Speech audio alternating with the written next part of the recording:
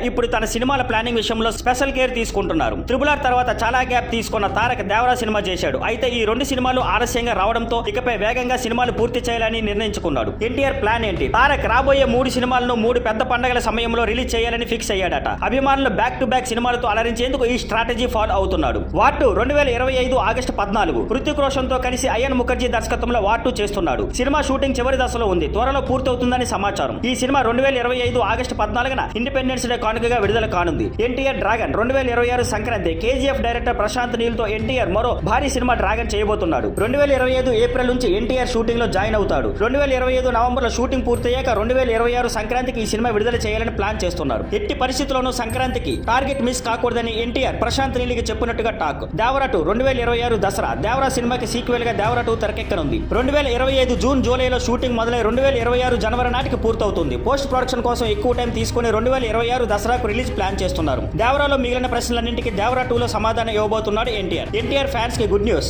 గత కొన్నేళ్లుగా తారక్ సినిమాలు తక్కువ రావడం వల్ల ఫ్యాన్స్ నిరాశ చెందారు. కానీ ఇప్పుడు తరువాతి 2 ఏళ్లలో వరుసగా 3 సినిమాలు రావడంతో వాళ్ళ ఆనందానికి హద్దులు ఉండవు. Thank you for watching. Please like, share and subscribe.